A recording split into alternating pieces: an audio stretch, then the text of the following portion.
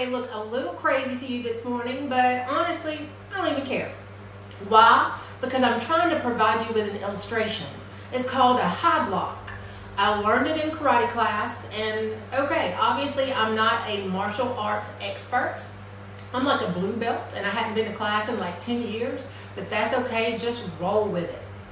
I want you to store in your mind the memory of me doing a high block, and then use it as a reminder to say the word no. The word no is your high block. In martial arts, using a high block can save you from serious injury by an opponent. Using the word no can save you from serious injury in life. Saying no may actually be the fastest way to de-stress your life. So if you're new to me, I'm Dr. Kay Martin, also known as Dr. K. I'm both a child and adolescent psychiatrist and a general psychiatrist based in the Southeast. My goal with these brief posts is to provide you with quick and easy access to information about mental health. Do note, however, this information is not meant to serve as a substitute for your own personal mental health care. Please talk to your provider before implementing any suggestions that I mention in these posts. Again, the topic for today's post is setting boundaries to lessen your stress. There are some of you out there who have no boundaries and never say no. And as a result, your life sucks. People take advantage of you, use you, mistreat you, and you can even acknowledge yourself that you are everyone's doormat. Baby, I'm gonna need you to man up and just say the word no. You see, the word no is a very powerful word. Just ask any toddler. But toddlers get socialized so that they stop saying no all the time. I understand. Children have to learn respect for authority and for rules in order to get along in this world. But it could be that some of you were raised in very chaotic and abusive environments where you didn't believe you could ever say no to anything because any sort of resistance could have resulted in direct harm to you. But let me tell you something. You are grown now. You are an adult. You are an autonomous individual with the freedom to say no when you need to say no. So I need you to take a deep breath and just say no when it makes sense to do so. When someone asks you to do something that does not align with your core values or your personal goals, say no. If something is not your responsibility, then say no. Don't let other people dump on you. When saying yes may cost you your peace or your sanity, say no. If saying yes may cause you some sort of physical or psychological harm, then certainly say no. And if you are in a violent or dangerous situation, it may be best to involve the police to help you set boundaries. You cannot live life as a doormat and expect to fulfill your purpose or destiny or become the best version of yourself if you cannot set boundaries. In life, there are people who engage in leech-like behavior. They use people as a means to an end and act very much like parasites.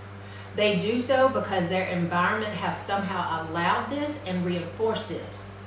And people who have grown up in emotionally, sexually, or physically abusive households may find themselves unconsciously drawn to such people who engage in this parasitic behavior because the unconscious part of their psyche is drawn to the familiar, even if the familiar is wretched. People, I need you to open your eyes, look at the situation around you, and determine if you need to say no in order to find yourself a way to get out of the situation. I had a patient who was literally held hostage for months by her partner, and I wondered how in the world could such a thing happen. But in working with her, I realized she grew up in a household where important physical boundaries were breached. And as a child, this was all outside of her control. Once she left home, she knew nothing about boundaries or how to set them. And she ended up trapped in an abusive situation again, much like she was trapped in her own home growing up. Now, for many of you, circumstances aren't this grave or pressing, but you find yourself feeling overwhelmed and stressed out on the regular. It's probably because you haven't used your high block, the word no enough. Many people I know and that I've worked with feel obligated to say yes, even when their inner voice is shouting no. That's because there's this unspoken social pressure that's being exerted by the other person that's doing the asking. People end up saying yes when they really want to say no because they fear that the relationship with the other person may be damaged in some way if they say no. Well, let me tell you this. If you say yes and you don't mean it, oftentimes you will be stuck with a situation you never intended and you end up resenting the person you said yes to when you really should have said no. So let me give you some tips for saying no. Try to be tactful in the way you say no. And here's a few ways how. Say no, but offer other options that are agreeable to you. For example, let's say your cousin asks to borrow your car to go across town to pick up some parts he needs to fix his own car. Last time he borrowed your car, he used up most of your gas, didn't offer payment, and left fast food wrappers in the front seat. On the inside, you're shouting no, but part of you feels obligated because he's family. You could be authentic and say, sorry man, not this time, because you burned up all my gas and you trashed out my car. But I've got some time tomorrow at noon to run you over to get the car parts. Done. You've offered what you could. He can take it or he can leave it. Another way to be tactful is to tell the person making the request that you need some time to think about it. Don't immediately yield to the weight of interpersonal pressure and say yes. Tell the person you need some time.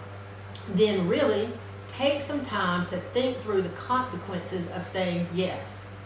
Will yes come at a significant cost to your peace, your health, your sanity? Will saying yes set up an unhealthy pattern of you being misused or mistreated? Does what's being asked of you conflict with your personal goals or core beliefs? If it does, then say no. And it will be so much easier to do so because you've taken the time to process the consequences of saying yes. And it could work out that while they were waiting for your response, they found another solution that didn't even need to involve you.